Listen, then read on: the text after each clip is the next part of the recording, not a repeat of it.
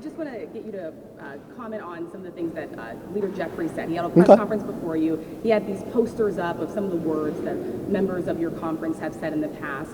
So can you just respond to some Democrats who... I wasn't at the press conference, so can you tell me an example? Yeah, well, I'm just saying for example, he had comments from Marjorie Taylor Greene. Is she on Foreign Affairs? No. Is she on Intel? Okay, I make my case. Next question. A couple interesting things happen on the floor right now. You had almost, if you combine the number of Democrats who voted no and voted present, there's 100 Democrats that won't stand up against socialism. That's a real concern to me in America today. It's not just, that wasn't a college vote on a college campus. That was a vote in the U.S. Congress that 100 Democrats couldn't say socialism was wrong.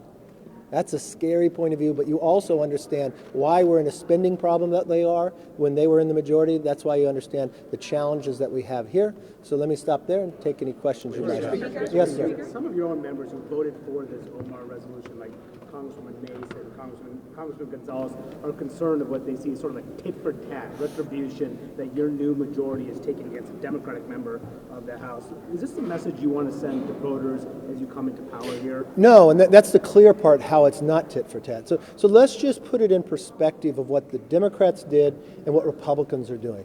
So the Democrats in the last Congress removed Republican members from all committees. They even judged one Republican member not based upon what she had said as a member of Congress, but what she said prior to ever getting here. And they removed from all committees. I'm not removing people from all committees. And I'm not judging something that someone said when they're not a member of Congress. Now, the first two people we did not allow to be on Intel. If you got the briefing I got from the FBI, and I know you all personally believe it as well, simply as an American, you know Swalwell should not serve on the Intel. I'd love to take a show of hands here.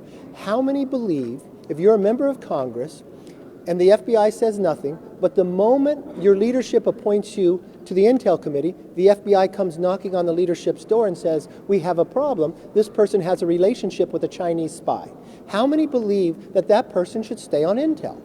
So, yes, it's not the same, and he's no longer on Intel. But there are a number of other Democrats concerned. Now, the chairman of the Intel Committee, Adam Schiff, I actually believe I helped him.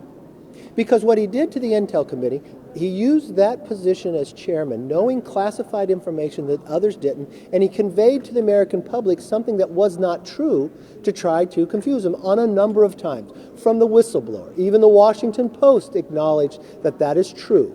What he did when he went after Devin Nunes, even the Inspector General said he was lying about that.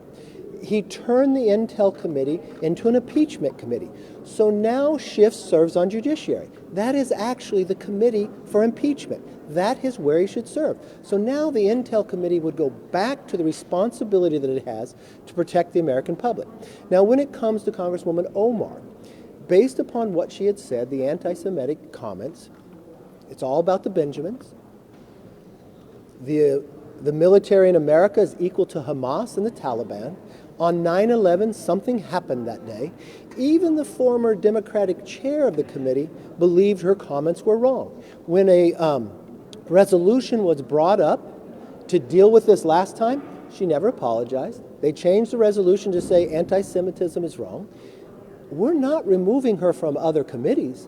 We just do not believe when it comes to foreign affairs, especially the responsibility of that position around the world with the comments that you make. She shouldn't serve there. But this is what if it was tit for tat, we would have picked people, took them off all committees and said nothing about it. We don't believe in that. I just had a conversation with the minority leader, Hakeem Jeffries. What I asked him to do was to select a couple members, along with himself and mine, and I have a couple members, and one's going to be Nancy Mace to help, and Ken Buck and some others.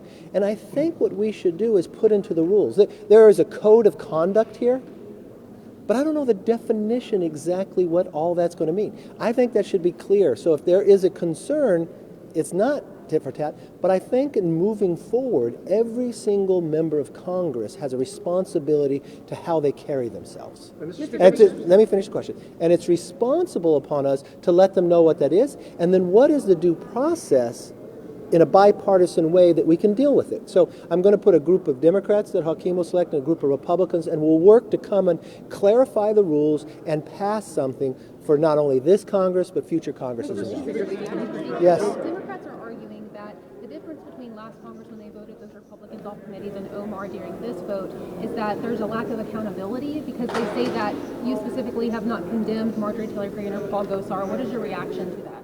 They're totally wrong. I can't even believe you've asked that question. Think what you just asked, what they said. That somehow there's every single Democrat voted to remove Marjorie Greene on something she said before she ever came to Congress. So they wanted to override what the American people in her district decided. Then they removed Gosar from every single place. And what did we see when Congress reconvened right now? Gosar and AOC sitting together having a great conversation. Now they get upset. They want to fight really hard to keep a member of their conference who had a relationship with a Chinese spy on the Intel Committee. I can't believe you defend or even ask a question. I can't believe they would even defend that.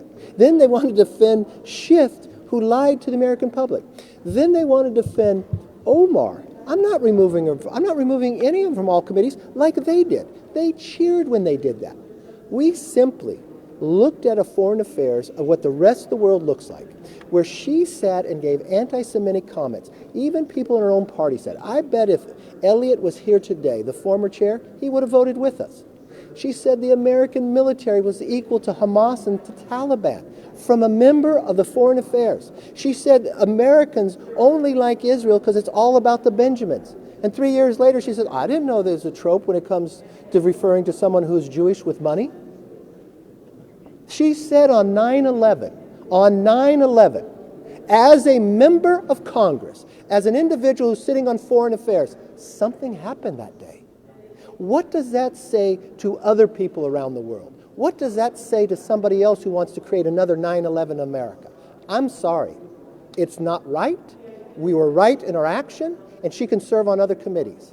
But it puts America in jeopardy, and I'm not going to do that under my watch. And it's fair in the process, unlike them.